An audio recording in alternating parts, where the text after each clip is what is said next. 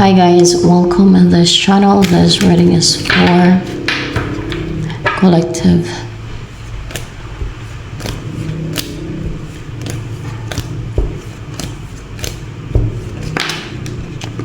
Eyes like a sunrise, like a rainfall down the shore. Head of water. I wonder why you look at me that night. Water thinking, child behind. Don't tell me that it feels like love. Merong mga kaaway ka ngayon or in a spiritual battle or any battle. May mga kaaway kayo, may mga nakakalaban ka ngayon.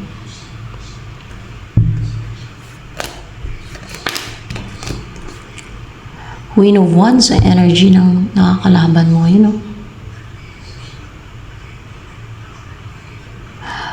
Kung kaya hindi ka lucky, hindi ka fortunate ngayon, parang nasa baba ka ng wheel kasi mayroong mga kaaway ng aatake. Kung kaya hindi strong yung mind mo ngayon, parang nadadala ka sa emosyon mo, parang nagiging malambot ka. Parang gano'n. Hindi ka naging strict. Parang gano'n. Clouded ang judgment mo.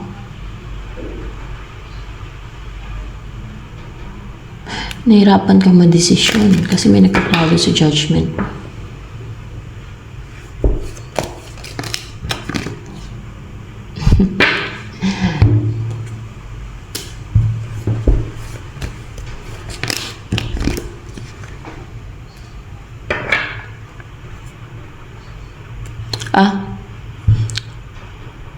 Two of Pentacles in reverse. Actually, kahit pa paano, superior ka pa naman eh. Confident ka, comfortable, lumalaban. No? Kaya lumalaban ka dito sa mga kaaway, sa mga kalaban mo. Maring spiritual battle or spiritual na labanan. O pwedeng physical or basta may kaaway ka, may labanan, may mga atake sa'yo, may mga kaaway ka, may kaaway ka. Yun na yun si Queen of Wands.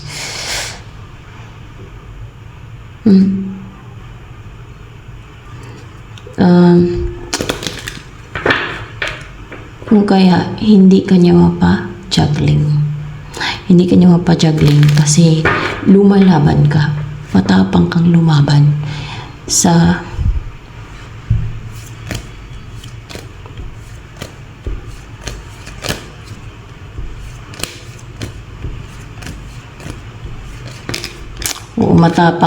matapang kang lumaban sa mga kaaway mo. And that's good.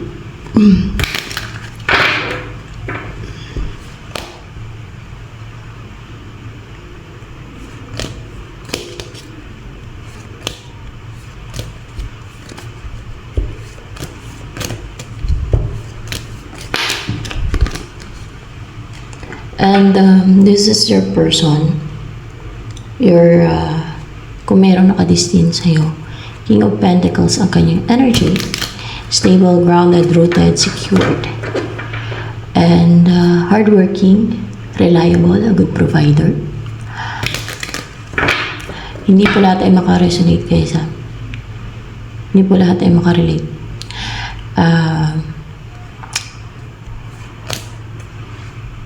Collective kasi tayo.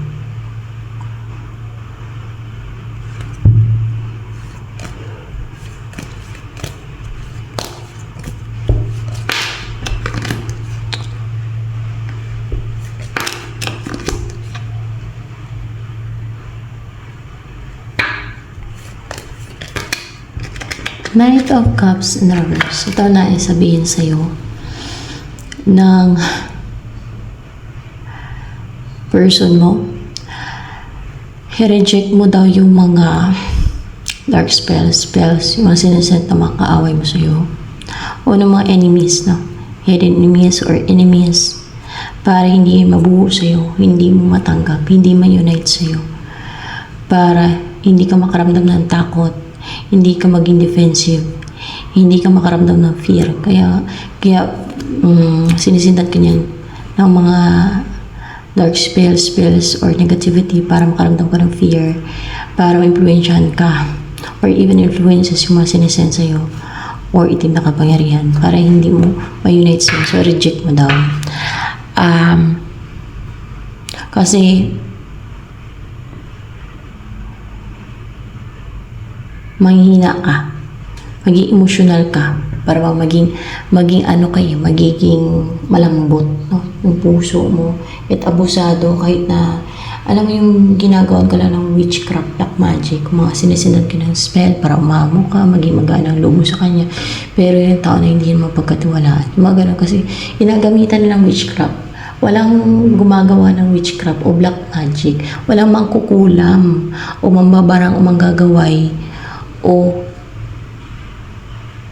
kampo ng kadiliman, in short, ang mabuting intensyon o mabait. Walang ganun, walang kampo o walang alagad ng dilim na mabait. Pwede sila mag-pretend pero hindi talaga sila mabait.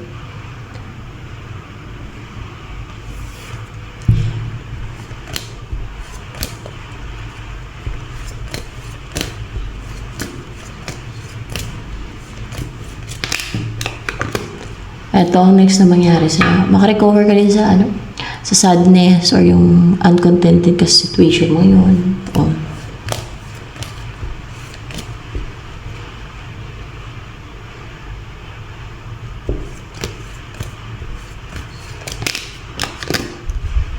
Ito ang next na mangyari sa inyo ng person mo. The Magician. Makompleto ang tools ninyo, or else ay mabuo ang tools ninyo, or wala nang imposible sa kaya ninyong gawin, o lahat ng dapat ninyong pagdaanan ay makompleto na.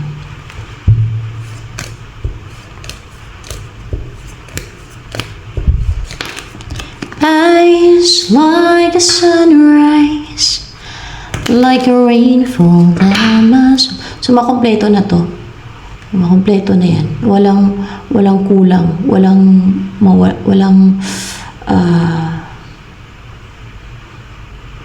mamiss. Walang mamiss na opportunity para magalala. Walang mamiss. Walang maging kulang. Yan. Makompleto na. No? Makompleto na ang reunion. O, diba? Union, reunion.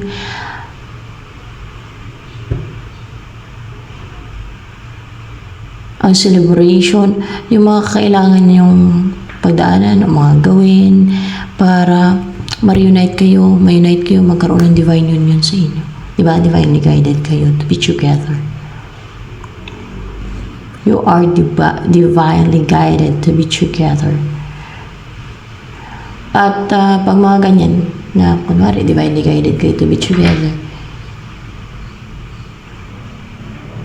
alam niyo yung mag-unite sa inyo.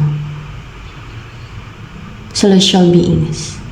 So, you're not dealing with demons. You're not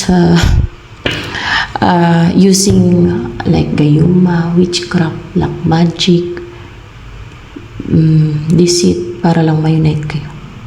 Hindi nyo kailangan na hindi nyo kailangan gumamit ng ganun. Kumbaga, kusa kayong pagsamahin kasi naka-destined kayo or divinely guided kayo. At mga kadalasan niya na divinely guided, hindi yan hindi yan gumagamit ng mga ganyang gayuma o black magic o hindi napapagawa para lang magkatuluyan sila ng taong divinely guided sila. May takot sa Diyos yung mga yan. Kaya pagsamahin sila ng God. Kasi sa side sila ng Diyos. Alam niyo na may mga gumagamit ng mga black magic. Hindi yan totoo na sa side ng Diyos ang mga yan. Gumagamit ng mga gayuma, witchcraft. Hindi yan sa side ng Diyos ang mga ganyan. Kasi sa side ng fallen angels yan eh. Sa totoo lang, maliban na siguro kung nagbago na, tagal na magbago, ay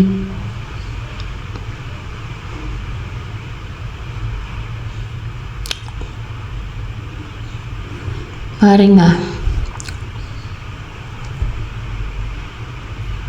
merong mission ibibigay ang Diyos, or kaya ay baga mga nagbalik loob sa Diyos ba, pwede pang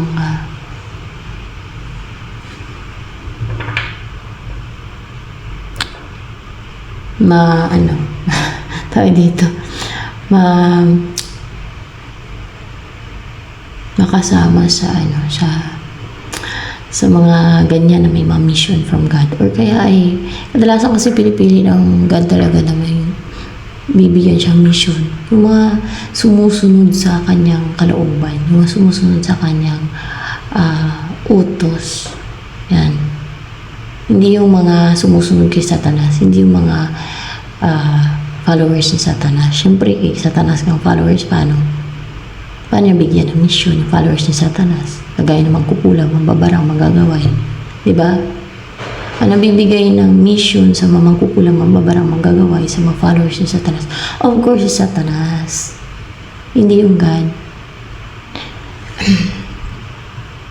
So, pag mga ganito, divinely guided kayo, huwag pinapaubayan nyo lang sa God. Wala na kayong ginagawa lalo ng black magic, kayo, mga witchcraft, para lang ma-unite kayo. Wala na ganun eh. May tiwala kayo sa God na, ay ito, darating to sa tamang panahon. Kaya hayaan ko lang kung yan talaga ang bigay ng ganit, darating yan. Pagsamahin kami ng God. Ganun yan, guys. Pag divinely guided kayo, nandun na yung tiwala nyo sa God at sa Diyos, na pagsamahin kayo ng Diyos at God, hindi nyo kailangan gumawa ng gayuma ng mga witchcraft, black magic, kasi yun ay indication sa side ng kadiliman. Follower ka na sa Satanas kung yun ang ginagawa, mga black magic, witchcraft.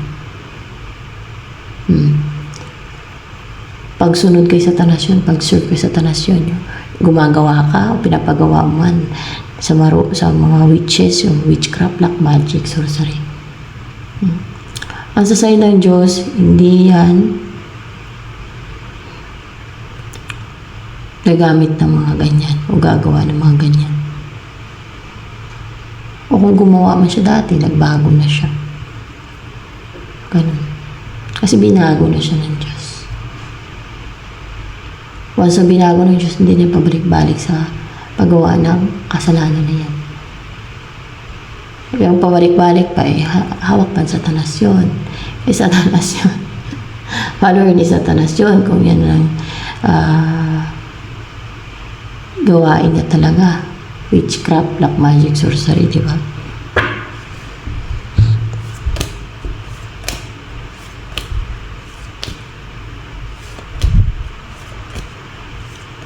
Yung gumagawa kasi ng witchcraft, black magic, sorcery, barang kulam,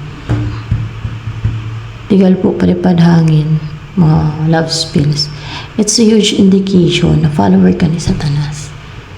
Dahil isa kaya sa temptation ng mga fallen angels, yung paggawa ng witchcraft. At ang naka-assign dyan, si Beelzebub, na mag-tempt sa mga tao, nagagawa ng witchcraft ang mga tao. Witchcraft, sorcery, yan, black magic, parang kulam, tigal po, palipad hangin. Ito yan. Ang mga tao naman, pauto naman. Yun pala mapapahamak na kaluluwa nila. Kahit nakasulat pa sa Bible, ay nako, gusto nilang gawin, kinakuha doon nila ang gusto nila, makukuha doon nila ang gusto nila through witchcraft. So, let's see kung ano yung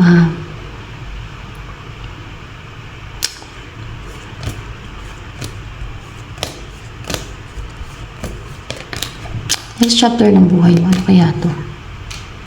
7 Swords.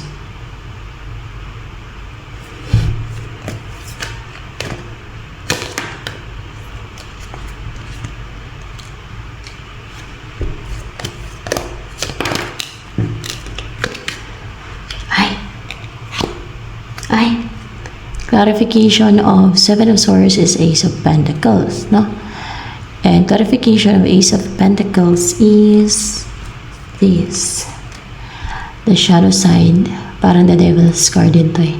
And Ten of Swords in reverse.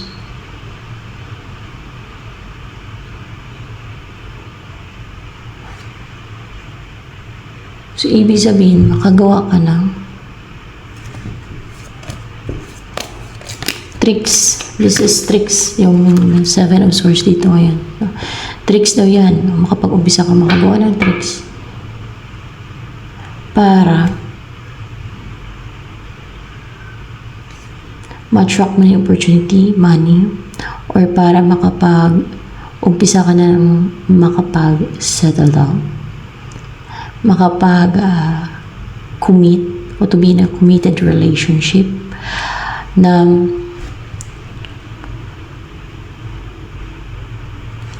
buo ka na or solid, grounded, rooted na hindi ka na maapektuhan ng mga like witchcraft, demonic activities. Hindi na ma-manipulate yung isipan mo, hindi ka na makontrol yung isipan mo, yung mga palipadhang tigal po, barang kulam, mga attacks ng mga kaaway, or energetic attacks, psychic attacks, psychic intrusion, hindi na yan tatama sa'yo, hindi na yan tatalab sa'yo, hindi na makapekto sa'yo. Ano kayong tricks yan? Ang gagawin mo, ganda yan. Hindi yan masama ang tricks. Kasi, protection, kumbaga, para hindi hindi naman witchcraft yung gagawin mo eh. Kasi, divinely guided ka nga eh. Parang gagawa ka ng witchcraft, divinely guided ka eh. Pagsamahin kayo ng God. So, hindi ka talaga mag-rely sa witchcraft, sa mga evil forces. Di ba yung mga gumagawa ng witchcraft, sorcery, doon yan sila nag-rely sa evil forces, hindi sa God. Yan, dyan nanggagaling ang kapangyarihan nila sa evil forces na gumagawa ng witchcraft. Yan din na nagpapagana ng mga witchcraft nila, evil forces, gumagawa ng witchcraft. So, ito yung mabuting tricks to para hindi ka na matablan, hindi ka na mapiktuhan, hindi ka na mapinsala, hindi ka na magambala ng mga witchcraft, black magic, sorcery, gawain ng mga alagad ng dilim. Hindi ka na makontrol, hindi ka na mamanipulate, hindi na nila magulo yung isipan mo. Na hindi na mangyayari yung mga gusto nila, hindi na masusunod yung will nila. Meron sila sinesent ng will nila sa'yo eh. Utos nila, mga gano'n. Inutusan ka nila. Sa isip mo yan. Yun sa subconscious mind mo, gano'n ang ginagawa nila. So, maging calm na din yung mind mo. Ma-relax na yung mind mo. Ma-heal ka na din at the same time. Hindi mo na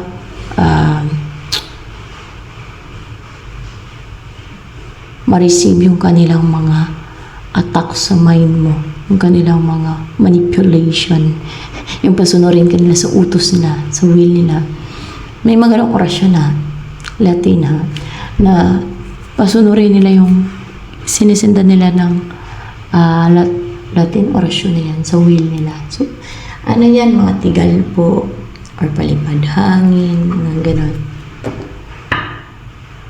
Yung mga gumagawa ng ganyan, hindi yan sa Diyos. Yan ang mga taong nasiserve kay Satanas. Mga gumagawa ng mga ganyan. Gumawa man ako niyan dati, guys. Yung tigal po. Ang tawag ko pa niyan dati, palipad hangin. Dahil mayroong nang babato sa akin ng palipad hangin dati dito. Yung kinontrol ako ng palipad hangin. So, pinapagawa niya din ako ng tigal po. Yan. Yun lang. Pero yung pambabarang, pangkukulang, hindi naman ako marunong na gano'n. Kahit palipad hangin, hindi ako marunong. Akala ko palipad hangin yun. Pero tigal po lang yan sa akin. Matagal na din, tumigil na ako kasi lalo na't patay na yung malakas mong palipad hangin sa akin dito. Kaya nga, kung alam yung masama, yun sa akin, may nang palipad hangin sa akin, natigil ako, tumigil ako, kahit sige nakbato ng palipad hangin buhay pa yun tumigil na ako Kasi may respeto ako sa Diyos, may takot ako sa Diyos, kasi totoo akong servant ng Diyos, totoo kasi akong sa side ng Diyos.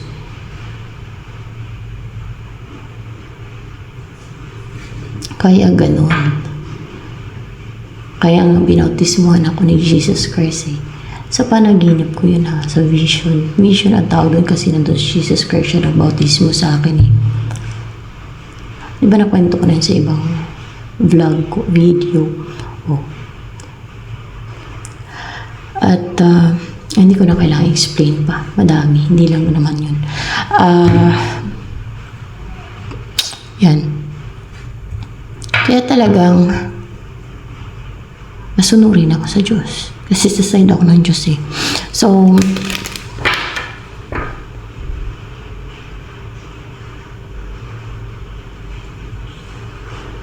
yung mga still gumagawa ng mga witchcraft, black magic, sorcery na yan, hindi matigil-tigil, masunurin niya sila kay Satanas.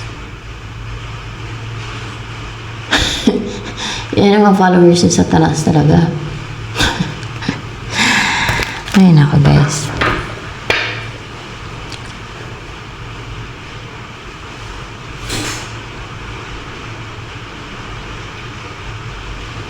Well, let's see.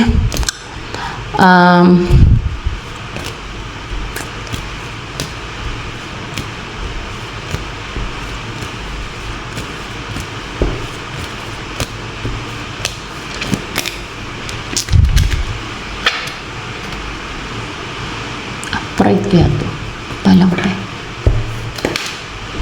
In reverse. Ito ang next na mangyari sa inyo. Na ang person may magustingan. Hindi kayo maging maamo sa isa't isa. Hindi kayo maging maamo sa isa't isa. Para may maging mailap sa inyo or both of you mailap sa isa't isa. Gusto isolate yung sarili sa isa. Gusto bang kanya-kanyang buhay, ganyan. Ayaw makapag-usap, ayaw makapag-communicate. Ganun ba? Gusto naman manahimik, ayaw lang makipag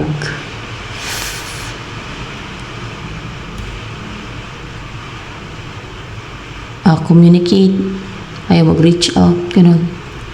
Yun daw ang next na mangyari.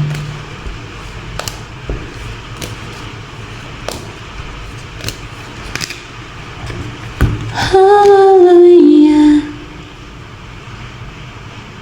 Ay mawala na yung coldness ninyo. Next ay mawala na yung pagiging cold ninyo sa isa't isa. Para madala na din kayo sa feelings nyo or emotion ninyo sa isa't isa, and then may mag-end na cycle or else ay pwede makita kayo sa the world.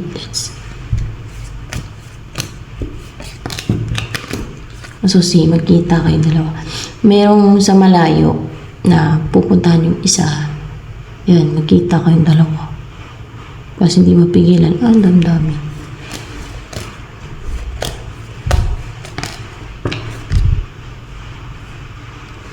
Kaya, wala, bubuo kayo ng pamilya. Pero mukhang may mga challenges po.